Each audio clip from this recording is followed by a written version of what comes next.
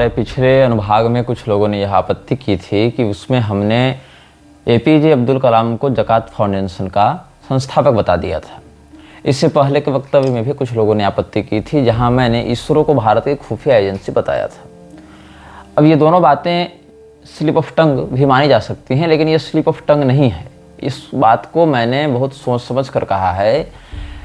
जो अंतरिक्ष एजेंसियां होती हैं उनका काम क्या होता है? आपको ऐसा लगता है कि वो अंतरिक्ष के विषय में शोध करने का काम, सैटेलाइट्स बनाने का काम, उनको लॉन्च करने का काम, अंतरिक्ष यात्रियों के प्रशिक्षण और यातायात का काम, ये सब देखती हैं।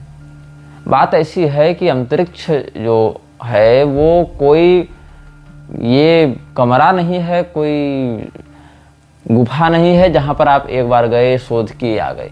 वो अनंत ब्रह्मांड में असीमित संभावनाओं का क्षेत्र है। कौन सी बात किसको कब शोध में ज्ञात हो और उसका क्या प्रभाव उसके जीवन पर पड़े, इसका पूर्वानुमान नहीं लगाया जा सकता। तो जितनी अंतरिक्ष एजेंसियां जिस जिस देश में होती हैं वो न केवल अंतरिक्ष के विषय में जानना चाहती हैं, वैज्ञानिक रूप से शोध करती हैं, अपितु अंतरिक्ष में स्थित होकर अंतरिक्ष पर नियंत्रण करके वहां से पृथ्वी के शासन को चलाने के लिए प्रस्तुत होती हैं। यही कारण है कि अंतरिक्ष एजेंसियों का जो बहुत बड़ा बजट है वो जासूसी सैटेलाइट्स को बनाने में, उनके रखरखाव और सरकार को उनके माध्यम से डाटा देने में जाता है। कितने अंतरिक्ष यात्री तैयार हो रहे हैं, कितने वो जा रहे हैं, मैन्ड मिशंस कितने हो रहे हैं? बहुत कम। आप जो सुनते हैं कि 50 सैटेलाइट बनाकर लॉन्च कर दी गई, 100 सैटेलाइट लॉन्च कर दी गई, क्या ये सारी सैटेलाइट अंतरिक्ष के ही शोध में लग रही हैं? नहीं।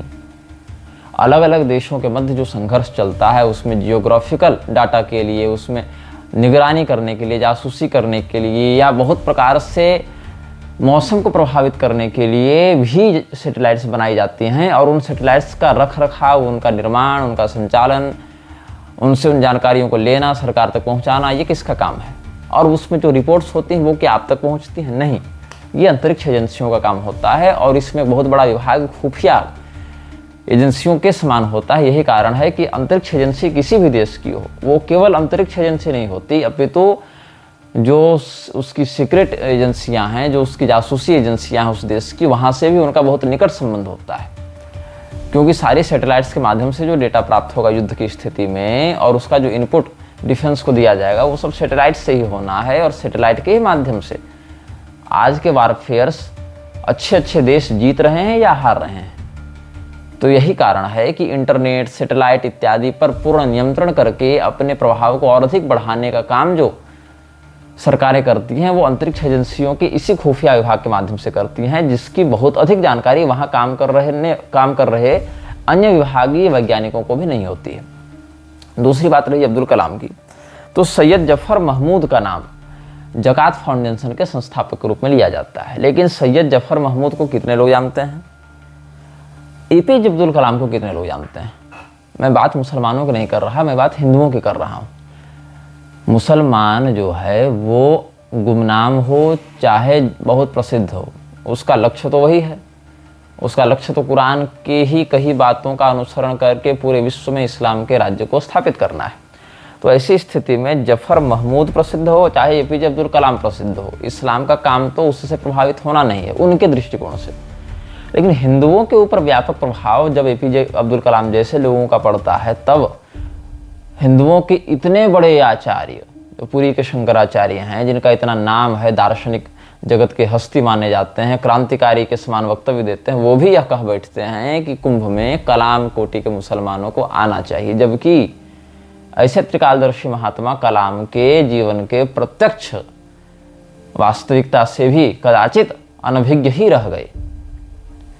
तो जो एपीजे अब्दुल कलाम को हमने स्थापक बताया, उसके पीछे बहुत बड़ा कारण क्या है कि ज़कात फाउंडेशन चल तो पहले से रहा था, एपीजे अब्दुल कलाम की स्पॉन्सरशिप से भी पहले से चल रहा था, 7-8 साल 10 साल पहले से चल रहा था। लेकिन क्या वो उस पेस में था, क्या वो उस स्थिति में था कि उसको इतनी बड़ी फंडिंग मिले, उसका इतना क्रेडिटेबल नाम हो? नहीं।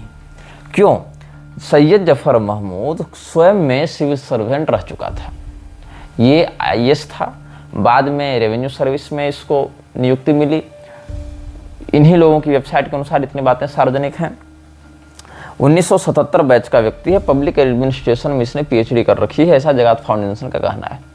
जफर महमूद और एपीजे अब्दुल कलाम के कई चित्र सार्वजनिक रूप से प्राप्त होते हैं, लेकिन सिविल सर्विसेज में रहते हुए जफर ने यह अनुभव किया कि हम बाहर से तलवार से, बम गोले हथियार से जो जिहाद करेंगे वो बहुत जल्दी पकड़ में आ जाएगा। हमको अंदर से करना है, इस सिस्टम का हिस्सा बनकर इस सिस्टम पर कब्जा करना है। पूरे शरीर को नष्ट करने के लिए बाघ और भालू की जरूरत नहीं है सदैव। एक छोटा सा वायरस भी अगर शरीर में प्रविष्ट होकर पर्याप्त संक्रमण फैला देता है तो पूरा का पूरा शरीर वह अपने नियंत्रण में लेकर नष्ट कर देता है, उस शरीर को दुर्बल बना देता है, निर्बल बना देता है। तो जकात फाउंडेशन के माध्यम से इस व्यक्ति ने यही किया है।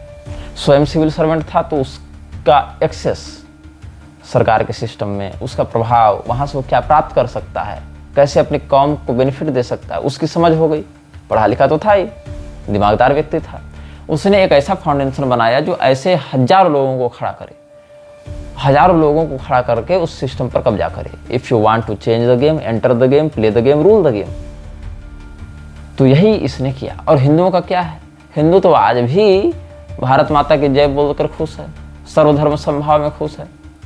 तो हिंदुओं को तो अपनी ओर से ऐसी कोई तैयारी करनी नहीं है। एक हिंदू आईएएस जो भी सिविल सर्वेंट बन गया, हिंदू आईएएस आईपीएस आवश्यक नहीं, या अधिकांश मामलों में तो 100 में से 90 मामलों में तो अपने ही हिंदू समाज के साथ नहीं होता, अपितु वो अपने रुतबे पैसे का अकड़ दिखाता है। जबकि एक मुसलमान आईएएस ऐसा नहीं करता है। वो उस कौम को लेकर चलना चाहता है, कहीं ना कहीं काफिरों के खिलाफ जो जिहाद की प्रवृत्ति है उसको और अच्छे तरीके से लागू करना चाहता है, एग्जीक्यूट करना चाहता है। तो हमने एपीजे अब्दुल कलाम का नाम इसीलिए लिया था, यह जानते हुए, ये सब सामान्य जानकारियां हैं। आप जकात के बारे में अगर बात कर रहे हैं तो जाहिर सी बात है आपने जकात फाउंडेशन के बारे में कुछ तो पढ़ा होगा, वेबसाइट ही देखी होगी, वहीं पर संस्थापक का नाम है। लेकिन फिर भी हमने स्थापक इसीलिए कहा क्योंकि जफर महमूद के द्वारा स्थापित जकात फाउंडेशन का काम देखिए। जब तक एपीजे अब्दुल कलाम की एंट्री, उसका प्रवेश इस फाउंडेशन के स्पॉन्सर के रूप में नहीं हुआ, और जब वो हो गया एक बार, तो न केवल अब्दुल कलाम बल्कि उसके आगे आने वाले प्रतिभा पाटिल आदि राष्ट्रपतियों ने भी जकात फाउंडेशन को monetary benefits and legal benefits बहुत मात्रा में दिया है। ये स्थापना होती है कि आप उसको वहां पहुंचाएं कि आप राष्ट्रपति रहें या न रहें, जो अगला राष्ट्रपति हिंदू भी बनेगा वो भी आपको मॉनेटरी बेनिफिट्स या कॉन्स्टिट्यूशनल बेनिफिट्स देगा। ये स्थापना होती है। जफर महमूद का नाम जो है वो ट्रेडमार्क बनाने में, ऑर्गेनाइजेशन की नींव डालने में हो सकता है, लेकिन बीज को जमीन पर रखने की अपेक्षा बीज को अंकुरित करके पानी इत्यादि देकर, खाद पानी देकर बड़ा वृक्ष बनाने वाला व्यक्ति विशेष परिश्रमी होता है। क्योंकि कई बार खेतों में तो हजार लोग भी बीजारोपण कर देते हैं, जो देखभाल करके उसको नरिशिंग करेगा वही तो संस्थापक होगा ना। तो हमारी दृष्टि में इसके वास्तविक संस्थापक तो अब्दुल कलाम ही है। जो जफर महमूद है वो एक वैचारिक बीज का रोपक हो सकता है, लेकिन उसका पोषक नहीं हो सकता, क्योंकि उसको कोई जानता नहीं। आप भी शायद नहीं जानते होंगे। अगर 1 लाख हिंदुओं को खड़ा करके कहा जाए तुम जफर महमूद को जानते हो, बहुत कम संभावना है कि लोग जानते होंगे। लेकिन अब्दुल कलाम को जानते हो तो हाँ, जानते हैं। तो कहीं ना कहीं एक ट्रस्ट बिल्ट होता है कि अब्दुल कलाम अच्छा व्यक्ति है, अगर वो कुछ कर रहा है तो उससे देश का हित है। अब्दुल कलाम सब धर्म का सम्मान करने वाला व्यक्ति है। ये सब जो इमेज गढ़ी गई है ना, उस इमेज का लाभ जकात फाउंडेशन को मिलता रहा। तो हिंदुओं को क्या लगता है कि अगर अब्दुल कलाम किसी चीज़ में इन्वेस्ट कर रहा है, वो सपोर्ट कर रहा है, मतलब वो बहुत अच्छी चीज़ है, ह्यूमैनिटेरियन है, हमारे देश के हित में है। इसीलिए मैंने कहा कि स्थापक तो वही है जो जनता के मन में वह ट्रस्ट बिल्ड कर पाए। तो मैं जो कहता हूँ इस निरक्षरराज श्रृंखला में विशेष करके उस एक पंक्ति के पीछे, मैं ये नहीं कहता कि स्लिप ऑफ टंग नहीं होता है, कई बार होता है, लेकिन इन मामलों में उस एक वक्तव्य या एक शब्द के पीछे कारण होता है। हमारी कुछ भावना और कुछ अनुभव उसमें निहित होते हैं। खैर, तो 22 सितंबर 2022 को वक्फ बोर्ड के प्रॉपर्टीज को लेकर एपीजे अब्दुल कलाम के साथ सैयद जफर महमूद की मीटिंग हुई है, जो जकात फाउंडेशन की वेबसाइट पर अपलोड भी है, चित्रादि भी हैं। अल्पसंख्यक मंत्रालय के फाइल्स को जकात फाउंडेशन इंस्पेक्ट कर रहा है। ये बात है। अब बताइए हिंदुओं के जो धर्म गुरु हैं, क्या वो गृह मंत्रालय या अन्य जो भी संबंधित मंत्रालय हैं उनके पास जाकर हमारे जो मंदिर सरकार के नियंत्रण में अधिग्रहित कर लिए गए, कब्जा कर लिए गए, क्या उनकी रिपोर्ट पढ़ सकते हैं, मांग सकते हैं? बहुत लंबी प्रक्रिया है। अधिकांश धर्म गुरुओं को तो रुचि नहीं है, और जिनको रुचि है वो इस प्रकार के प्रभाव से युक्त नहीं है कि सरकार से वो सारी जानकारी ले सकें और उस पर बदलाव या कार्रवाई की मांग कर सकें या उसको लागू करवा सकें। लेकिन एक नॉन गवर्नमेंटल NGO जो ऑर्गेनाइजेशन है ज़कात फाउंडेशन, वो अल्पसंख्यक मंत्रालय के साथ सीधे टाइप करके सारी फाइल निकालता है कि भारत में मुसलमानों को क्या मिल रहा है और क्या चाहिए, और आपके टैक्स के पैसे से सरकार उनका भरण पोषण करती है, पालन पोषण करती है।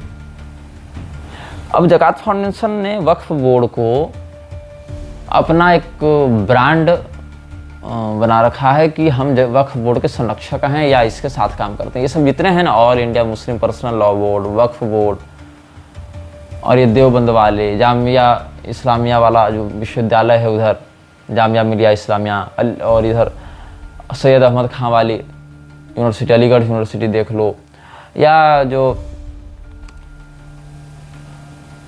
ये इस प्रकार के NGOज होते हैं, ये सारे लोग, या अल्पसंख्यक मंत्रालय भी सरकारी स्तर पर, ये सारे लोग एक ही पक्ष में होते हैं। यहाँ कोई सरकार नहीं, गैर सरकारी नहीं, ये सब के सब एकमात्र इस्लाम के नीचे काम करते हैं। क्योंकि जैसा कि मैंने कई बार स्पष्ट किया है, a Muslim is a Muslim first, his occupation comes the second. वो खाता कैसे है, रहता कहाँ है, कमाता कैसे है, उसकी पहचान क्या है समाज में हिंदुओं के रूप में, वो भिन्न विषय। वो एक मुसलमान पहले है, चाहे किसी भी गद्दी पर बैठा रहे। जो हिंदू जज है उसके लिए यह कहना बहुत सरल है कि हम जज हैं तो हमारा कोई धर्म नहीं। एक मुसलमान जज कभी भी स्वयं को धर्म से, अपने कथित मजहब से परे नहीं बताएगा, वो पहले अपनी मजहबी पहचान को लेकर चलता है। यही कारण है, अभी आपने KBC इत्यादि में देखा होगा, आमिर खान जो इतना बड़ा राष्ट्रवादी होने का दावा करता है, सत्यमेव जयते जैसे क्रांतिकारी सीरियल का एंकर रहा है कथित रूप से, वो हिंदुओं के ऊपर आक्षेप अधिक करता है, मुसलमानों के ऊपर चुप रहता है। तुर्की जाकर वहाँ के राष्ट्राध्यक्षों से मिलता है, जबकि तुर्की ने समय समय पर भारत के साथ शत्रु राष्ट्र जैसा ही बर्ताव किया है, व्यवहार किया है। हिंदुओं के ऊपर जब आवाज़ उठाने की बात होती है तो मौन हो जाता है, यहाँ तक कि वंदे मातरम इत्यादि भी नहीं बोलता है। क्यों? क्योंकि झंडे को सलाम करना, देश का गुणगान करना शिर्क माना गया है इस्लाम में। और ये बात हमारे कथित न्यायाधीशों को और हमारे जो सेनाध्यक्ष हैं या जो राष्ट्राध्यक्ष हैं उनको कभी समझ में नहीं आएगी, क्योंकि उनकी बुद्धि उस स्तर पर है ही नहीं। आप पढ़ लिख कर जज बन गए, आप पढ़ लिख कर प्रधानमंत्री, या बिना पढ़े भी जनाधार के बल पर या सेटिंग के बल पर बन गए, या सेनाध्यक्ष के रूप में आपकी नियुक्ति हो गई। इससे आवश्यक नहीं कि इस्लाम के प्रति भी आपकी समझ विकसित हो गई। अपितु आप अपनी जो गुडविल छवि है कि हम तो एकोमोडेट करते हैं सबको, हम तो समावेशी स्वभाव के हैं, और इसमें कह दिया जाता है गंगा जमुनी तहजीब, तो भारत तो सबों का घर है, भारत तो सबको समाविष्ट कर लेता है। ये चाशनी हिंदुओं को केवल चटाई जाती है, क्योंकि भारत सबको अपने अंदर समाविष्ट इसीलिए कर रहा है क्योंकि यहाँ इन्हीं लोग जैसे मूर्ख हिंदू भरे पड़े हैं, जो न हिंदू धर्म के विषय में ज्ञान रखते हैं, न इस्लाम के विषय में ज्ञान रखते हैं। रिलीजन फॉर्म में लिखने के लिए हिंदू हैं, लेकिन उनको हिंदू धर्म के विषय में भी नहीं पता है, तो इस्लाम के विषय में कहाँ से पता होगा। तो इसीलिए कह देते हैं भारत की प्रवृत्ति समावेशी रही है। भारत की प्रवृत्ति अगर समावेशी होती तो आज पूरा भारत इस्लामी राष्ट्र बन चुका होता। भारत की प्रवृत्ति सदैव से संघर्ष करने की रही है, धर्म का झंडा उठाकर अधर्म के विरुद्ध लड़ने की रही है। आज जो लोग युद्ध न होने के फायदे बता रहे हैं ना, 7-8 दिन 10 दिन पहले वही लोग युद्ध होने के फायदे बता रहे थे, और जो आज युद्ध न होने के जो फायदे गिना रहे हैं, कुछ कुछ वैसी ही बातें महाभारत युद्ध से पहले अर्जुन जी ने भी कही थी। एक और ये लोग कहते हैं कि गीता में लिखा है ऐसा वैसा, और गीता कभी पढ़े नहीं, ऊपर से गीता में जो लिखा है उस पर चलना भी नहीं है।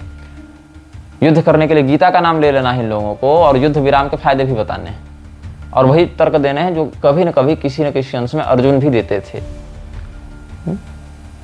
श्रेयो भोक्तुम भक्षमपि हे लोके यद राज्य सुख लोभेन हन्तुम स्वजन मुद्यताः, ये सब बातें।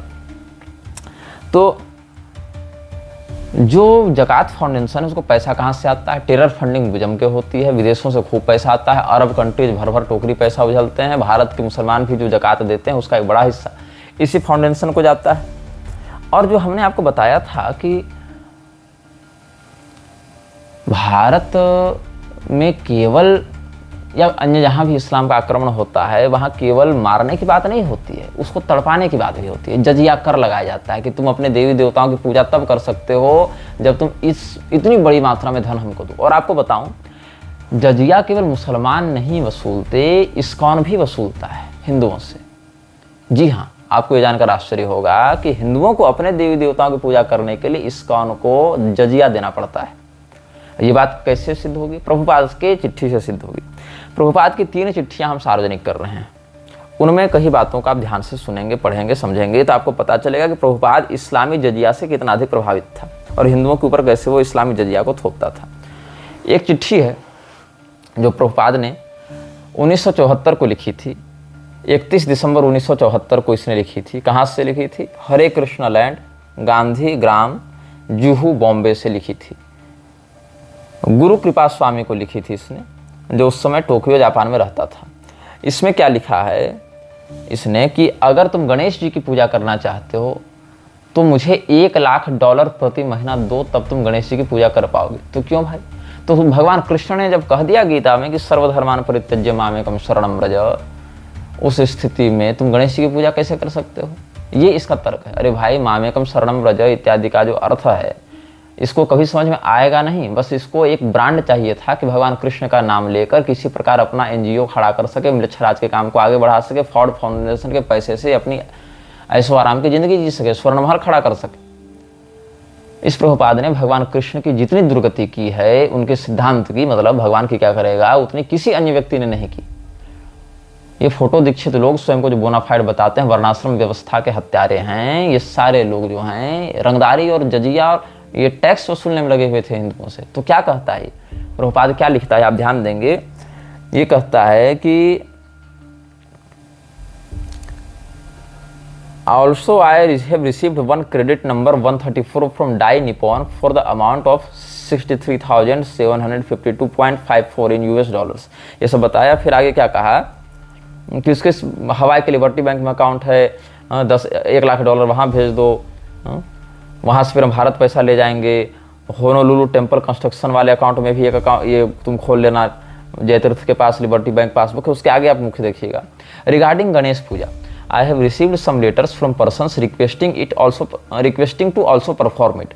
I have explained to them that ultimately it is not required, but if you have some sentiment to get the blessings of Ganesha in order to get huge sums of money for service of Krishna, then it can be done, but privately। मतलब गणेश पूजा आप नहीं कर सकते अगर ISKCON के आप अनुयायी हैं। ऐसे तो आप अगर इस्कॉन के अनुयायी हैं नहीं तो आपको ये लोग मानेंगे ही नहीं कि आप हिंदू हैं, या मतलब हिंदू तो खैर ये खुद को भी नहीं मानते, मतलब आप अच्छे व्यक्ति हैं, आप सनातनी, ऐसा नहीं मानेंगे। हाँ, आप कह दें भगवान Krishna is Christ, Christ is Krishna, तो बहुत अच्छी बात है। आप कह दें कि पैगंबर मोहम्मद बहुत बड़े भगवान के भक्त अवतारी पुरुष थे, महापुरुष थे, उनके जैसा मानवतावादी तो कोई हुआ नहीं, वो तो परम वैष्णवाचार्य थे, तो ये बहुत जल्दी प्रसन्न हो जाएंगे। यदि आप क्रिसमस मनाने लगेंगे तो बहुत जल्दी प्रसन्न हो जाएंगे इस्कॉन वाले। गणेश चतुर्थी करने के लिए परमिशन लेनी है, लेकिन क्रिसमस मनाने के लिए परमिशन नहीं लेनी है इन लोगों को। मतलब अगर कोई व्यक्ति इस्कॉन से जुड़ा है और उसको क्रिसमस मनानी है तो खुलेआम मना सकता है, लेकिन अगर गणेश पूजा करनी है तो नहीं कर सकता है, क्योंकि भगवान कृष्ण ने मना किया है। और गणेश पूजा करनी है तो क्या कीजिएगा, पब्लिकली नहीं कर सकते आप, आपको प्राइवेटली करनी है, वो भी इन लोगों को $1 लाख जजिया कर देने के बाद। क्या लिखता है $1 लाख, रुपया नहीं, डॉलर, और एक बार नहीं, मंथली। क्या लिखता है ये अपनी चिट्ठी में? I have explained to them that ultimately it is not required, but if you have some sentiment to get the blessings of Ganesha in order to get huge sums of money for service of Krishna, then it can be done, but privately. I have instructed them that if they want to do it, they must send me at least $1 lakh monthly, not less. I hope this meets you in good health। ये चिट्ठी भी मैं सार्वजनिक करूंगा। और इसकी दूसरी चिट्ठी मैं आपको और पढ़ के बताता हूँ। दूसरी चिट्ठी इसकी है 1 फरवरी 1975 को लिखी गई है। कहाँ से? 51 कोएनहोवे, होनोलुलु, हवाई से। भक्तदास अधिकारी को इसने लिखी थी, जो सैन फ्रांसिस्को में रहता था। उसने पुनः इस बात को दोहराया है प्रभुपाद ने। माय डियर भक्तदास, फिर अपना जो है औपचारिकता वाला कि आशा है तुम कुशल हो गए, मेरे आशीर्वाद ग्रहण करो, ये सब करके। Concerning Ganesh worship, it is not actually necessary for us, but if someone has a sentiment for getting the blessings of Ganesha in order to get large amounts of money for Krishna's service, then it is all right. But anyone who takes up this kind of worship must send me at least $1 lakh monthly, not less. If he cannot send this amount, then he cannot do Ganesha worship। मतलब हमारे देवता की पूजा करो, कृष्ण भगवान करो, लेकिन अगर दूसरे की भी करना चाहते हो तो मत करो पब्लिकली, प्राइवेटली भी करना चाहते हो तो मुझे $1,00,000 भेजते रहो हर महीना, ऐसा प्रभुपाद का कहना था और इस बात को लागू भी करवाता था। और तुमको लगता है कि विश्व में हिंदू धर्म का प्रचार कर रहे हैं। अरे भाई, प्रभुपाद ने तो वृंदावन में खुलेआम कहा था कि मेरे इस्कॉन वालों के अतिरिक्त बाकी सबका गला काट देना चाहिए, ये प्रभुपाद ने कहा था। और जिन लोगों को लगता है ना कि उसने व्यंग में या सटायर में या मजाक में कह दी थी ये बात, वो लोग ये सब चिट्ठियां पढ़ें कि वो गणेश जी की पूजा करने के लिए, जो हमारे प्रथम पूज्य गणेश जी हैं, गणपति खंड में, ब्रह्मवैवर्त पुराण के गणपति खंड में जिनकी इतनी महिमा है, उन परब्रह्म ब्रह्मणस्पति भगवान गणेश की आराधना करने के लिए हिंदुओं को टैक्स देना पड़ेगा प्रभुपाद को $1,00,000 प्रति महीना। तब भी आप प्राइवेटली कर सकते हैं, पब्लिकली नहीं कर सकते। और तब जाकर प्रभुपाद कहता है कि पाकिस्तान तो ब्राह्मणों की घृणा के कारण बना, ब्राह्मण जो घृणा करते थे ना अन्य लोगों से, वही मुसलमानों को विवश कर देता है पाकिस्तान बनाने के लिए। भारत के विभाजन में ब्राह्मणों की घृणा कारण थी, इस्लामी जिहाद कारण नहीं था। ये प्रभुपाद का षड्यंत्रकारी दिमाग कह रहा है। और उस प्रभुपाद को इन नालायक अखाड़ा वालों ने बना दिया है, विश्व गुरु की उपाधि देकर सबके हिंदुओं के माथे पर चढ़ा दिया है। खैर, अब और एक चिट्ठी मैं आपको पढ़कर सुनाता हूं। ये 26 दिसंबर 1974 को लिखी गई थी चिट्ठी। कहाँ से लिखी गई थी? वही हरे कृष्ण लैंड वाला ही है। और ये लिखी गई थी शिकागो के ब्रह्मचारियों के लिए, कथित रूप से जो इलिनियॉस में रहते थे। वहाँ पर ये लिखता है, Krishna says in the Bhagavad Gita chapter 18, सर्वधर्मान परित्यज्य मामेकम शरणं व्रज अहम त्वां सर्वपापेभ्यो मोक्षयिष्यामि मा शुचः। So why you want to worship someone else? Krishna himself recommends mamekam, he alone. Therefore we must do like that. If one wants to water the tree, he waters the root. There is no necessity of watering the branches. The demigods are all different parts of the universal form of the supreme God. खैर, इतना तो कह दिया। आगे क्या कहता है? Therefore I do not encourage you to worship this demigod Ganesh. It is not required. It is not necessary. Simply worship Krishna. Perform nice devotional services to Krishna. ठीक है, उतना तो ठीक है, समझ में आ रहा है। चलो ठीक है, आप कह रहे हैं कि गणेश जी की पूजा मत करो, कृष्ण भगवान पूजा करो, क्यों कृष्ण भगवान ने ऐसा कहा, उसका क्या संदर्भ और अर्थ है, ये भिन्न बात है। इसको तो समझ में आएगा नहीं, जैसे लोगों को, ये मृच्छदासों को तो समझ में आएगा नहीं, लेकिन इससे हमको भी बेनिफिट होना चाहिए, ऐसा प्रभुपाद का स्वार्थ था। क्या लिखता है? Of course, if one has got some sentiment for achieving the blessings of Ganesh for accumulating large sums of money, then he may perform this Ganesh worship privately, not making a public show. But first of all, he must give me $1,00,000 per month, not a single farthing less. If he can supply this amount, $1,00,000 per month, then he will be allowed to do this Ganesh puja. Otherwise, he should not do it. It will be sinful. That is my order. मतलब अगर बिना $1,00,000 हर महीना प्रभुपाद को दीजिए, अगर वो गणेश पूजा करेगा तो पाप लगेगा उसको, ये कह रहा है। ये पाप, ये स्वामीनारायण वाले, ये इस्कॉन वाले, ये सब हिंदू नहीं हैं। ये सब हिंदुओं का चोला ओढ़कर हिंदू धर्म के दीमक खोखले करने में लगे हुए हैं और हिंदुओं को मूर्ख बनाकर उनसे केवल उन्हीं के देवी देवताओं की आराधना करने का कथित निषेध करते हुए इनसे पैसा वसूलने का काम करते हैं। तो तीन चिट्ठियां प्रभुपाद के हमने प्रमाण में आपको कहाँ से लिखी, किस तारीख को लिखी और उसमें क्या लिखा, ये सब कहा। जकात फाउंडेशन की बात हो रही थी। जकात फाउंडेशन केवल भारत को इस प्रकार से नहीं पीड़ित कर रहा है, ये लोग भी यही काम करने में लगे हुए हैं। जकात फाउंडेशन के लोग भी यही करने में लगे हुए हैं, जो इस्कॉन कर रहा है, जो मिशनरियाँ कर रही हैं, ये सब यही म्लेच्छ तंत्र के, म्लेच्छ राज के अधीन होकर कार्य कर रहे हैं। तो मैं बात कर रहा था जफर महमूद की। सैयद जफर महमूद ने जब देखा कि सिविल सर्विसेज में अगर मुसलमानों को घुसाया जाए तो क्या बड़ी बात होगी, कितनी अच्छी बात होगी। आपने आज तक ये इंडिया टीवी पर रजत शर्मा का इंटरव्यू आपको देखना चाहिए, जो जफर सरेशवाला ने दिया था वहाँ पर। उसमें मर्द मुजाहिद कहा है मोदी को कि मोदी मुसलमानों का विरोधी नहीं, मोदी तो मुसलमानों का बहुत बड़ा प्रोत्साहक है। और ये बात सच भी है, क्योंकि मोदी सरकार ने अन्य सभी सरकारों की तुलना में, मोदी सरकार के ही आधिकारिक बयान के अनुसार, रिकॉर्ड के अनुसार, सबसे अधिक अनुदान दिया है। गर्व के साथ कहता है कि मेरे राज्य में, मतलब मेरे शासनकाल में तो सर्वाधिक मुसलमानों की बहाली इस प्रकार की सेवाओं में हुई है। और बताइए कि जब ये सिस्टम में घुसकर ट्रेनिंग लेकर वहाँ डाटा पर एक्सेस करके बैठे रहेंगे तो ये कितनी शीघ्रता से और कितनी मजबूती और ठोस तरीके से भारत को इस्लामी राष्ट्र में बदलेंगे। और उसके बाद हिंदुओं के साथ क्या करेंगे, जब अभी कर रहे हैं इतना कुछ, उसके बाद क्या करेंगे, इसकी कल्पना भी बड़ी भयावह होती है। खास करके तब जब खुलेआम ये लोग माइक ले लेकर इंटरव्यूज में कहते हैं, पूछते हैं अपने इमामों से कि हिंदुओं की लड़कियों के साथ हमें क्या करना चाहिए, ये कर दें या वो कर दें। भारत की जनता हिंदुओं के साथ हमें क्या करना चाहिए। इस्लाम नोज नो बाउंड्रीज बियॉन्ड इस्लाम। उसको देश की भौगोलिक सीमा से कोई मतलब नहीं है। वो तो जब चाहे एक रेखा खींच कर कह दीजिए हमारा है। वक्फ बोर्ड आपसे पूछने आता है कि प्रॉपर्टी किसकी हो, बताता है कि मेरी है। ये लोग नया का नया देश खड़ा कर देते हैं दावा करके, और आपको लगता है ये जियोग्राफिकल बाउंड्रीज के नीचे आकर कॉन्स्टिट्यूशनल सीमा में रहकर अपना काम करेंगे। नहीं, ये तुम्हारा कॉन्स्टिट्यूशन बदलना चाहते हैं। और ये जो संविधान की दुहाई देते हो ना, और अदालत और जज साहब जो कहते हैं कि धार्मिक दंगे भड़क जाएंगे और वैमनस्य फैल जाएगा, तो ये धारा लगा दो, वो धारा लगा दो, वो सारी धाराएं धरी रह जाएंगी जिस दिन 1000-1500 लोग तुम्हारे घर पर चढ़ बैठेंगे। अदालतें बहुत जगह काम कर रही हैं, और अदालतें कोई सुरक्षा कवच में नहीं बैठी हैं कि उन पर जो है सो प्रभाव नहीं पड़ेगा इन वैश्विक घटनाओं का और इस प्रकार की मानसिकता का। तो ये जो दमन चक्र हिंदुओं के विरुद्ध चलाती हैं अदालतें, उनको ये होश होना चाहिए, उनको ये आंखें खोलनी चाहिए कि आप अपनी मूर्खता में और कथित सांप्रदायिक सद्भाव बनाने के चक्कर में हिंदुओं की रोज बलि दे रहे हैं, और न खुद लड़ रहे हैं, न हिंदुओं को लड़ने दे रहे हैं। तो जफर महमूद का जो ज़कात फाउंडेशन है, जिसको मैं अब्दुल कलाम के ही द्वारा प्रधानता से स्थापित समझता हूं, क्योंकि उसी व्यक्ति के ब्रांड के कारण ये इतना ज़्यादा एग्रेसिवली आगे काम करने लगा। उसने 2019 के फरवरी में कॉन्फ्रेंस किया था, उसकी वेबसाइट पर आप ये सब देख सकते हैं। तो उसने क्या कहा कि भारत में मुसलमानों को प्रोपोर्शनल प्रॉपर्टी होना चाहिए, यहाँ पर वो मिलनी चाहिए, मतलब जिसकी जितनी संख्या भारी उसकी उतनी हिस्सेदारी। और ये होगा भी भारत में कि हमारी इतनी संख्या है, जैसे इन्होंने कहा ना हमारी इतनी संख्या है तो हमको ये अलग देश दे दो बनाकर, वैसे ही अब ओवैसी कहता है कि पाकिस्तान मुर्दाबाद, हम तो देशभक्त हैं, हम तो यहीं रहेंगे, और हिंदू को लगता है बहुत अच्छा व्यक्ति है, वो यहाँ क्यों रहना चाहता है, क्योंकि पाकिस्तान तो ले लिया, अब वहाँ जाकर नया क्या करेगा, वहाँ के लोग वहाँ की समझे, अब तो हमको इस जगह को ना इस्लामी बनाना है, ओवैसी का यही मत है। ऐसी स्थिति में ममता बनर्जी, ओवैसी और उनको सौगात बांटने वाली मोदी सरकार भी, मतलब पूरा लोकतंत्र का सिस्टम ही इस प्रकार से गढ़ा गया है, including judiciary, including administrative departments, including the legislative assemblies, कि भारत के हिंदू अपनी आत्मरक्षा भी अगर करना चाहें तो दूसरे की ओर देखना पड़े, उनकी अपनी रक्षा भी उनके अपने हाथ में ना हो, और दूसरा रक्षा करेगा नहीं।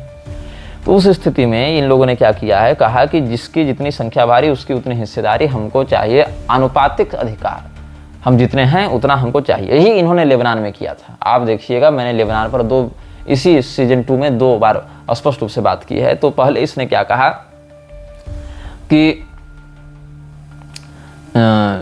ज़कात फाउंडेशन के आंदोलन के तहत हम ये वक्फ बोर्ड की संपत्तियों को छुड़वाएंगे अन्य कब्जों से, मतलब ऐसे ऐसे गांव भी वक्फ बोर्ड अपने अधिकार मानता है जो इस्लाम के आने से पहले से वहाँ देवालय और वहाँ पर सनातनी परंपरा है उसको भी मानता है। ये क्या करते हैं, वक्फ बोर्ड को संपत्तियों पर कब्जा करने में मदद करते हैं, उसको कहते हैं कि हम तो अपनी ही संपत्ति पर दावा कर रहे हैं कॉन्स्टिट्यूशनली। ये ज़कात फाउंडेशन का काम है। और 14.2% हैं मुसलमान भारत में कथित रूप से, ऐसे हमको लगा 30% तक हैं, लेकिन जो आंकड़ा पुराना आंकड़ा 2011 का कहता है उस हिसाब से अगर देखें तो 14.2% भी मानते हैं। तो भारत में 77 मुसलमान होने चाहिए लोकसभा में, ये कहना है इसका। Muslims are 14.2% of the Indian population and hence there should be 77 Muslims in Lok Sabha. 77 मुस्लिम लोकसभा में अगर आधिकारिक रिकॉर्ड के अनुसार जाएंगे तो जिस समय और भी विशेष जाति जनगणना करके अपनी संख्या 30% बताएंगे, वहां पर ये तो सीधे सीधे 150 पहुंचा देंगे अपनी संख्या। 150 मुसलमान सांसद एक बार अगर कोई बात अगर कहेंगे एक स्वर में इस्लाम के पक्ष में, तो सरकार जो है वो 2 बार आगे से लघु शंका करेगी और 2 बार पीछे से शौच करेगी डर के मारे, और हिंदुओं को कहीं के माथा कटवा लो, हमारी सत्ता बची रहे और ये जो कह रहे हैं सो करो। और तब जो जगजीवन राम के समय मुस्लिम रेजिमेंट की मांग उठी थी उसको तुरंत एग्जीक्यूट करेंगे। तो जो लोग कह रहे हैं ना कि सोफिया कुरैशी का विरोध मत करो, भारतीय सेना में हिंदू मुसलमान मत करो, ये सारे मूर्ख न जियो पॉलिटिक्स समझते हैं, न इस प्रकार के षड्यंत्रों को समझते हैं, और न खुद समझेंगे और न दूसरे को समझने देंगे। भारत की सेना इसीलिए स्वयं को समावेशी और सर्वधर्म संभाव वाला दिखाती है, क्योंकि वहां पर हिंदू अधिक है, और हिंदू जो है वो हिंदू दूसरे समय पर होता है, पहले वो कुछ और ही पहचान लेकर चलना चाहता है। ये उसकी सामाजिक कमी है। वो हिंदू मतलब ऑप्शनल बनना चाहता है, न कि मैंडेटरी बनना चाहता है। जिस दिन ये संख्या इस प्रकार से बढ़ी, या आर्मी छोड़ो, जब कॉन्स्टिट्यूशनली ही ये लोग इस प्रकार की मांग ले आएंगे ना आनुपातिक अधिकार का, उस समय जब लोकसभा में 150-200 मुसलमान आरक्षित सीट में बैठेंगे, उस बाद आप मुस्लिम रेजिमेंट भी बना लेंगे, और मुस्लिम रेजिमेंट के माध्यम से भारत की सेना में गृह युद्ध भी आंतरिक करा देंगे, और फिर से एक विभाजन करके हिंदुओं का व्यापक नरसंहार करेंगे, जिसकी ये पूरी तैयारी कर चुके हैं। बस इनको एक चिंगारी की आवश्यकता है। भारत पहले से बारूद के ढेर में बैठा हुआ है। तो 9 मांगे इन लोगों ने रखी थी। Give a proportionate share to Muslims in nominated posts and appointments under the state and central governments. इतना ही नहीं, केवल चयनित विभागों में नहीं, मतलब जहाँ इलेक्शन लड़के जाना है वहाँ नहीं, आप बिल्कुल मुसलमानों को उनकी जनसंख्या के आधार पर सरकारी नौकरी में भी करें। ये कैसे सिस्टम में घुसपैठ करते जा रहे हैं, इस पर सुदर्शन न्यूज ने, एक यूपीएससी जिहाद के नाम से सुदर्शन न्यूज के एंकर्स ने बनाया था, हालांकि उन पर केस भी हुआ था, लेकिन उसको आपको देखना चाहिए, वहाँ से आपकी बहुत आंखें खुलेंगी। जो यूपीएससी जिहाद के नाम से वो चला था, तो वहाँ पर बहुत कुछ बातों का डाटा प्रस्तुत करके खुलासा किया गया था, कैसे ज़कात फाउंडेशन घुसपैठ करते हुए सिस्टम पर कब्जा कर रहा है कॉन्स्टिट्यूशन की आड़ में, और कैसे ये भारत को एक अघोषित गृह युद्ध की ओर ढकेल रहा है। और भारत की जनता क्या कर रही है? भारत की जनता जो है वो सोफिया कुरैशी और ओवैसी का गुणगान करने में लगी हुई है, और भारत पर पाकिस्तान हमले पर हमले किए जा रहा है। भारत के ऊपर हमले करने के लिए पाकिस्तान को जीडीपी अपनी नहीं देखनी कि मेरी अर्थव्यवस्था क्या है, मेरी शिक्षा व्यवस्था क्या है, मेरी रैंकिंग क्या है, हमारे पास पैसा है कि नहीं, हमारे पास विकास है कि नहीं। उसको बस ये है कि हम इस्लाम के एजेंडे पर चल पा रहे हैं कि नहीं चल पा रहे हैं, इस्लाम के सिद्धांतों को प्रसारित कर पा रहे हैं कि नहीं कर पा रहे हैं। हम जिस काम के लिए निकले हैं 1400 साल पहले, वो काम अभी तक कहाँ तक पहुँचा, अभी कहाँ तक पूरा हुआ, इसका ही एकमात्र लक्ष्य सारा वो पूरा समुदाय लेकर चल रहा है। और यहाँ भारत की सेना, भारत की सरकार सफाई देते फिर रही कि भैया हमने वहाँ नहीं हमला किया, हमने वहाँ नहीं मारा, हमने न्यूक्लियर बेस पर अटैक नहीं किया, हमने सिविलियंस पर अटैक नहीं किया, सफाई देती फिर रही। ये तो विश्व की पहली सेना है जो अपोलॉजी कर रही है कि हम यहाँ नहीं मारना चाहते, हम तो टेररिज्म के खिलाफ हैं। भैया अरे भैया, टेररिज्म के खिलाफ हो तुम, जो टेररिस्ट के जनाजे में जाते हो पाकिस्तानी सांसद होते हैं कि नहीं होते हैं, पाकिस्तानी आर्मी के लोग उठते बैठते हैं कि नहीं। आप ही कहते हैं कि भारतीय सेना जो है वो यह पुख्ता प्रमाण अपने पास रखती है कि पाकिस्तानी सेना का हाथ है आतंकवादियों को भेजने में, ट्रेनिंग देने में, तो आप पाकिस्तानी सेना को टेररिस्ट के अंदर इंक्लूड क्यों नहीं करते? आप पाकिस्तानी गवर्नमेंट को क्यों नहीं इंक्लूड करते टेररिस्ट ऑर्गेनाइजेशंस के तहत? आप उसको लेवल तो कीजिए। रीढ़ की हड्डी में दम है आपका। सेना कहेगी हमने यहाँ अटैक नहीं किया, सरकार कहेगी कि हम जो है आतंकवाद के खिलाफ लड़ रहे हैं, हम तो शांति वार्ता चाहते हैं, आईटी सेल वाले कहेंगे कि न्यूक्लियर बेस उड़ा दिया। बताओ, कोई तालमेल नहीं। अच्छा चलो, आतंकवादी नहीं मानना है मत मानो, जो मरे हैं वो तो स्वीकार करो कि धर्म के कारण मारे गए, मतलब वो अगर मुसलमान होते तो शायद नहीं मारे जाते, बच जाते, वो हिंदू होने के कारण मारे गए, यही कम से कम स्वीकार कर लो। यहाँ तो यह नपुंसकता व्याप्त है कि न फौज ही उनको हिंदू के रूप में मान्यता दे रही है, न सरकार ही दे रही है, जबकि सरकार की पार्टी के अन्य लोग कहते फिर रहे हैं कि धर्म पूछ कर मारा, जाति पूछ कर नहीं मारी। अब जाति पूछ कर मारने के लिए तो सरकार है ना, तो इसलिए उन्होंने धर्म पूछ कर मारा। अभी रेलवे बहाली का जो निकला है अधिसूचना वाला जो फॉर्म, जो उसमें क्या कहा गया कि अमुक अमुक ये सब आप डाउनलोड कर लीजिए, और अगर जनरल नहीं हैं आप, ऑन रिजर्व कैटेगरी में अगर आप आते हैं तब तो नहीं मिलेगा, लेकिन अगर रिजर्व कैटेगरी में आते हैं, जनरल नहीं हैं, तो आपको निःशुल्क आने जाने परीक्षा सेंटर तक पहुंचाने की जिम्मेदारी रेलवे की होगी। बताओ, ये जाति वैमनस्य भड़काने वाला नहीं है बयान, ये जाति विद्वेष फैलाने वाला नहीं है। और कोई व्यक्ति कुछ कह दे तो उस पर बिना जांच की एफआईआर दर्ज करके उसको एट्रोसिटी में जेल में भेज देते हो, और फिर कहते हो कानून सबके लिए बराबर है। कानून सबके लिए बराबर, इससे ज़्यादा नंगा मजाक तो और कभी हुआ ही नहीं है। फिर लोग कह देंगे इतने जानकार हो तो तुम ही देश चलाओ। अरे भैया, तो देश तो बाकी पार्टियां भी चला रही थी, बाकी राज्य भी चला रहे थे, उनके समर्थक भी यही कहते थे कि तुम ही ज़्यादा जानते हो मनमोहन सिंह से, तुम ही ज़्यादा जानते हो अटल बिहारी से, तुम ही ज़्यादा जानते हो नरसिंह राव से। वो तो जिसका अनुयायी उसको सर्वश्रेष्ठ बताएगा। दूसरे की सरकार है तो वो गलत है, अपनी सरकार है तो कहेंगे देश चलाना कठिन होता है। अभी कांग्रेस की सरकार आ जाए तो कांग्रेस के समर्थक भी अपने ऊपर लगने आरोपों पर यही कहेंगे कि तुम ही देश चला लो। फिर बीजेपी वाले आएंगे तो वही कहेंगे, मतलब हम चलाएं तो जिम्मेदारी, दूसरा चलाए तो कायरता। इतना ही होता है। जो लोग मुंबई के हमला, अजमल कसाब वाले हमले के समय कह रहे थे कि लव लेटर लिखना बंद करो, युद्ध करो, युद्ध करो, आज वही लोग कह रहे हैं कि युद्ध किसी समस्या का समाधान नहीं है, भारत युद्ध नहीं बुद्ध का देश है। तो इतनी बड़ी दोगली राजनीति जिस देश में चल रही है, उस देश के लोगों से आप सामान्य एक पैसे का भरोसा नहीं कर सकते। यहाँ तो पूरे विश्व की 5 ट्रिलियन डॉलर्स की जीडीपी बनाने जा रहे हैं।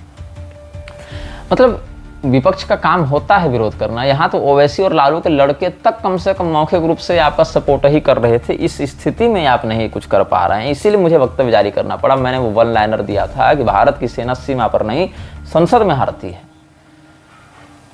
वहां पर वो जहां बढ़त बना रही होती है, और एक बार नहीं, आप अनेकों बार देखें हमारी सेना ने कितनी बार शत्रुओं के ऊपर विजय प्राप्त करते हुए कहां तक की भूमि को अधिग्रहित नहीं किया। नेताओं के टेबल के कारण। पूरी शंकराचार्य जी भी बहुत बार इस विषय को कई वर्ष पहले ही व्यक्त कर चुके हैं, और इतिहास भी इस बात का प्रमाण है कि जीती हुई भूमि को बिना किसी ठोस विजय का लाभ लिए हुए उसको ऐसे ही छोड़ देना, अपने मतलब उस भूमि को प्राप्त करने के लिए जिन सैनिकों ने वीरगति प्राप्त की, क्या उनकी जान की कोई कीमत नहीं है?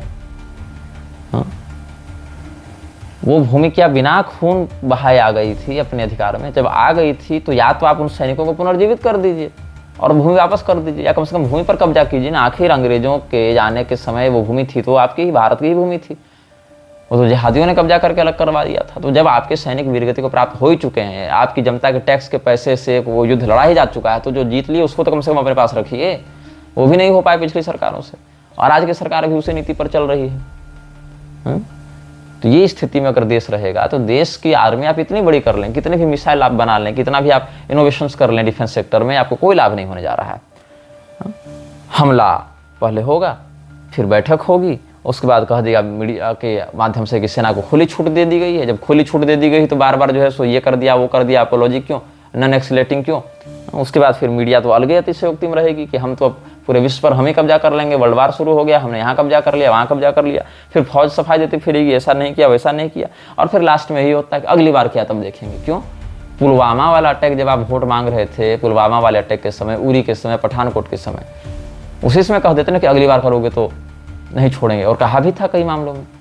और पहलगांव के समय भी यही कहा अगली बार करेंगे तो छोड़ेंगे नहीं, और अगली बार भी जब करेंगे ये लोग ना, इस्लामी आतंकवादी जब ऐसा करेंगे तब भी आप कुछ करेंगे नहीं।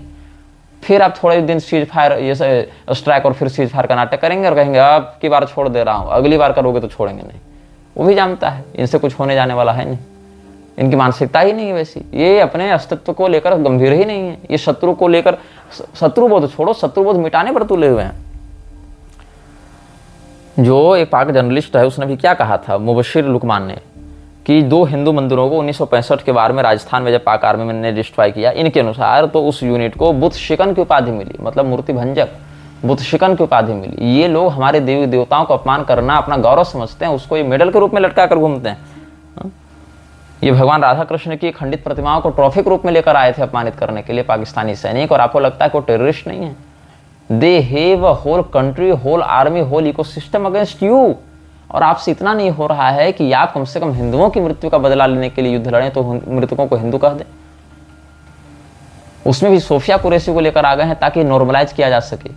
और हिंदू इतना अंधा हुआ गया है कि इस खतरे को अभी भी नहीं समझ पाता। एक विजय शाह का भी प्रकरण आया था, मंत्री है ना विजय शाह, लोग कह रहे हैं कि विजय शाह ने बहुत अच्छा बयान दिया।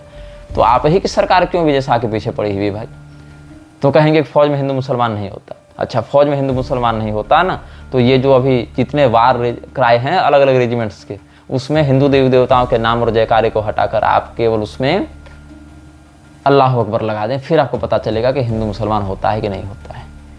ये जो एक्स मुस्लिम्स बने घूम रहे हैं उनके बारे में भी बहुत लोग पूछ रहे थे। एक्स मुस्लिम हिंदुओं के सपोर्ट में नहीं है, वो क्रिश्चियंस का एक खड़ा किया गया एक ट्रेंड है जिसमें इस्लाम को छोड़कर क्रिश्चियन बनाने की बात है, वो भी हिंदुओं के पक्ष में नहीं है। हाँ, इतना आप सीख सकते हैं कि इस्लाम की कार्यप्रणाली क्या है, उसमें क्या लूप होल्स हैं, उसमें आपको कैसे सतर्क रहना, इतना के लिए आप एजुकेशनली देख सकते हैं। लेकिन एक्स मुस्लिम्स आपके समर्थन में नहीं है। ये मत बोलिए कि वो है मृक्ष तंत्र के ही अधीन है, वो मृक्षराज के ही अधीन, उसको पता हो या ना पता हो, वो आपके हित में काम नहीं कर सकता, उसकी प्रवृत्ति वैसी नहीं है। तो विजय शाह ने क्या कहा था कि वो सोफिया कुरैशी आतंकवादियों की बहन है, इस पर सुप्रीम कोर्ट स्वतः संज्ञान ले लिया, बहुत जगह ये हो गया वो हो गया। अब बात है कि आतंकवादियों की बहन क्यों कहा? क्योंकि मुसलमानों ने मारा था वहां पर, तो मुसलमान आतंकवादी, तो आतंकवादियों का ही वो मजहब उसके पास है, तो कह दिया आतंकवादियों की बहन। ऐसी स्थिति में तो हर बार मुसलमान महिलाओं से मोदी को राखी भेजी जाती है नाटक करते हुए। गांव-गांव जाकर मुसलमान महिलाओं के मध्य, मुसलमान परिवारों के मध्य मोदी और भाजपा का ट्रस्ट डेवलपमेंट करने का जिम्मा इनके कर्मचारियों को दिया जाता है ना, इनके जो कार्यकर्ता होते हैं उनको। तब तो विजय शाह को यह भी स्पष्ट करना चाहिए था कि ये पूरी की पूरी सौगातें मोदी बांटने वाले लोग किसके भाई बहन हैं? आतंकवादियों के हैं कि देवदूतों के हैं कि मानवतावादियों के हैं? ये भी स्पष्ट करना चाहिए था ना। खैर, तो ये नेताओं का क्या होता है, ये भी एक स्क्रिप्टेड हिस्सा ही है कि पहले मुसलमान अटैक करेंगे तो वहां 2 बात हटा दो, मृतकों को हिंदू मत बोलो और उनको मुसलमान मत बोलो, उनको कह दो आतंकवादी हैं, और कह दो आतंकवादी का तो कोई धर्म नहीं होता, जबकि वो मजहब ही उसको प्रेरित कर रहा है वैसा बनने के लिए। लेकिन वहां से मूल विषय गोल कर दो, मूल बिंदु हटा दो, आतंकवादी का मजहब छिपा दो, मृतक का धर्म छिपा दो, जबकि वो धर्म के ही कारण मारा गया। अच्छा, उसके बाद एक मुसलमान को ही खड़ा कर दो हिंदुओं का नायक बनाकर, जो फील्ड में जाकर लड़ा भी नहीं है, बस मीडिया में कैमरे पर आकर स्क्रिप्टेड बयान देता फिर रहा है। उस शख्स को, उस महिला को खड़ा करके कह दो कि अब जो हिंदुओं का सर्वेसर्वा, हिंदुओं के तारनहार यही है, उसके विजय गाथा के कसीदे पढ़े जाएं। फिर अपना ही एक मंत्री खड़ा कर दो जो उसका विरोध करे, और फिर सुप्रीम कोर्ट और सरकार के माध्यम से दबाव बनाओ, बोले नहीं मुसलमान तो बहुत अच्छे होते हैं, तुम्हारी आप टिप्पणी ही आपत्तिजनक है, गटर छाप भाषा है तुम्हारी, और हिंदू इस सर्कस में डोलता रहेगा, हिंदू मनोरंजन का साधन बना रहेगा। अच्छा, कश्मीर के समय जो अदालतें थी वो मर गई थी कि वो सारे गूंगे बहरे हो गए थे न्यायाधीश? उस समय तो स्वतः संज्ञान लेकर अदालत ने कुछ बोला था, ऐसा मुझे याद नहीं है, या बोला भी होगा तो उसका कुछ प्रभाव पड़ा, इसका तो हमको स्मरण नहीं है। लेकिन आज क्या है, हिंदुओं के लिए कितनी बार स्वतः संज्ञान लेकर अदालतों ने इस प्रकार से निर्णय दिया है, इसका कोई हिसाब देना चाहिए कि नहीं देना चाहिए अदालतों कि हिंदुओं को इस देश का नागरिक नहीं मानती है अदालतें। जिसने खुलेआम हिंदुओं के नरसंहार की बात की, उस ओवैसी के विरुद्ध तो अदालत स्वतः संज्ञान नहीं ले पा रही है, और जजों के घरों से जब भ्रष्टाचार की गड्डियां निकल रही हैं तो अदालत स्वतः संज्ञान नहीं ले पा रही है। 10-10 दिन तक FIR नहीं दर्ज हो रहा है तो उपराष्ट्रपति को मीडिया में आकर बयान देना पड़ रहा है, तब अदालतों का स्वतः संज्ञान उनके 9 द्वार में से किस द्वार में प्रतिष्ठित हो जाता है। और नूपुर शर्मा प्रकरण में इन जजों की छाती में फिर दूध उतर जाता है, और ओवैसी के समय ये कुछ नहीं बोल पाते, जो 15 मिनट में हिंदुओं को मारने काटने जेनोसाइडल स्टेटमेंट्स जो देता फिरता है, वहां अदालतें मौन हो जाती है, वहां तो कुछ कर ही नहीं पाती। FIR केस मुकदमा वो सब अलग बात है, लेकिन जितने आक्रामकता से हिंदुओं के विरुद्ध तीखी टिप्पणियां करती हैं ये अदालतें, क्या मुसलमानों के विरुद्ध ऐसे करने की औकात है? औकात, ये जो सर्वेसर्वा बने घूमते इनकी औकात है? अच्छा बताओ, शाहीन बाग का क्या बिगाड़ लिया अदालत ने जी? मैं तो ये कहता हूं कि जो अदालतें यह कहती हैं कि हमारा कोई धर्म नहीं होता, वही अदालतें ये भी कहती हैं कि आतंकवादियों का कोई धर्म नहीं होता। तो कहीं आप ही तो उनके पक्षधर नहीं हैं? और हैं क्यों नहीं, आप भी आतंकवादियों के पक्षधर हैं, ऐसा ही मैं मानूंगा, क्योंकि आधी रात को हिंदू जनता के लिए तो कोर्ट खुला है, इससे मेरी जानकारी में नहीं है, लेकिन आतंकवादियों के लिए तो आपने आधी रात को अदालतें खोल रखी थी, भरसक प्रयास किया उनको बचाने का। तो अपने ही भ्रष्टाचारी जज पर आप FIR करने का औकात नहीं रख पा रहे ठीक से, क्योंकि उसको भी पता है कि आप कितने दूध के धुले हैं, वो भी आपकी पोल खोलेगा ना। ऐसी स्थिति में या तो अदालतें अपनी हरकतें सुधारें या कम से कम चुप रहना सीखें, क्योंकि फिर जनता एक समय जब चुप कराने पर आएगी तो आपको शरण के लिए कहीं कोई स्थान नहीं मिलेगा। कुरान की आयतें इनको वैमनस्य बढ़ाने वाली नहीं लगती, हिंदुओं के सामूहिक नरसंहार के लिए उकसाने वाली नहीं लगती। तो ऐसे अल्प बुद्धि वाले लोगों के ऊपर हिंदू समाज का भविष्य, इनके निर्णयों पर हिंदू समाज का अस्तित्व अगर छोड़ दिया जाए तो कितना घातक परिणाम होगा, इसको कोई भी व्यक्ति समझ सकता है। जो धर्महीन व्यक्ति है, जो किसी प्रकार के धर्मबोध से युक्त ही नहीं, वो धर्म और अधर्म के मध्य जब भेद ही नहीं समझेगा तो धर्म की सुरक्षा उससे कैसे करवाई जा सकती है। सुप्रीम कोर्ट का एक बयान, एक मामला भी सामने आया था ना, वो बहुत वायरल हो रहा है, मैं जरा पढ़कर बताता हूँ कि मामला बिहार के मुजफ्फरपुर जिले के में जमीन के एक विवाद से जुड़ा हुआ है। यहाँ ट्रायल कोर्ट में एक पार्टी हार गई, इसके बाद हारी हुई पार्टी पटना हाईकोर्ट पहुंची, वह वहाँ भी हार गई, फिर वह अपना मुकदमा लेकर दिल्ली में सुप्रीम कोर्ट पहुंची। उसने सुप्रीम कोर्ट में याचिका लगाने के साथ ही ट्रायल कोर्ट और हाई कोर्ट में जीतने वाली पार्टी के नाम पर एक फर्जी वकील खड़ा कर दिया, उसकी ओर से एक कैविएट भी दायर कर दी गई। अब नोटिस जारी हुआ तो फर्जी वकील ने उस नोटिस को असली पार्टी के रूप में स्वीकार कर लिया।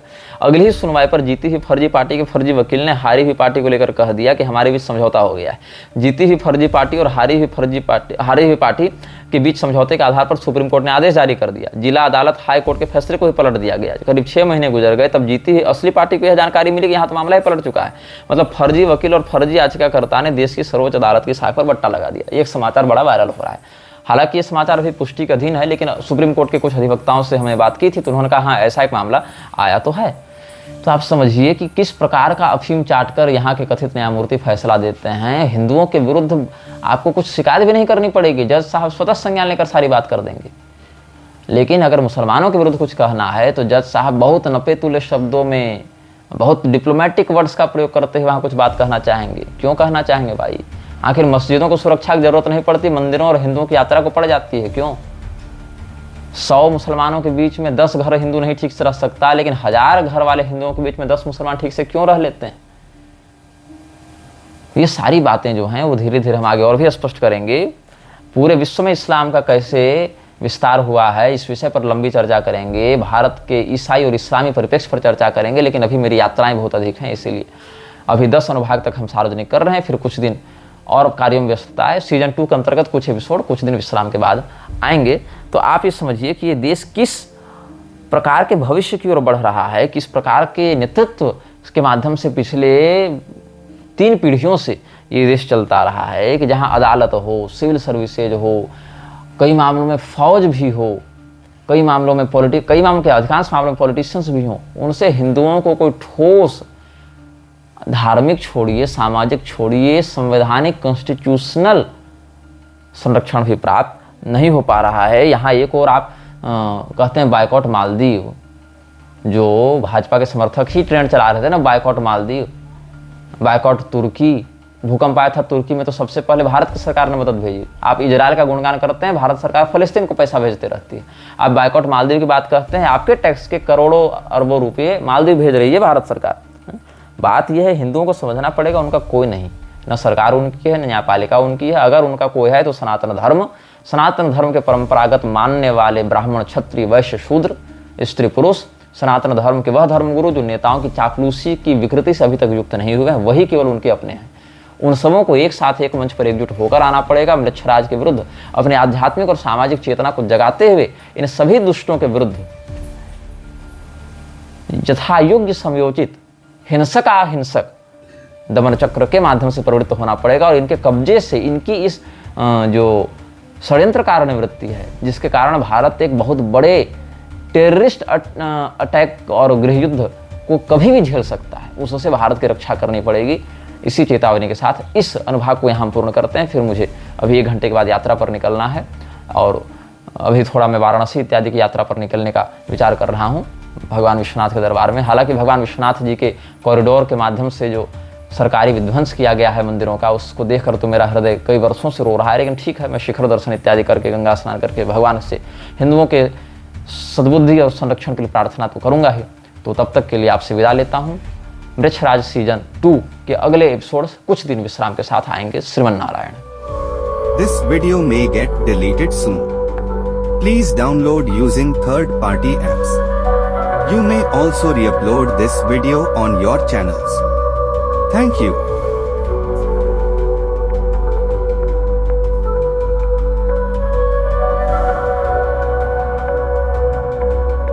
यह वीडियो जल्द ही हटा दिया जा सकता है।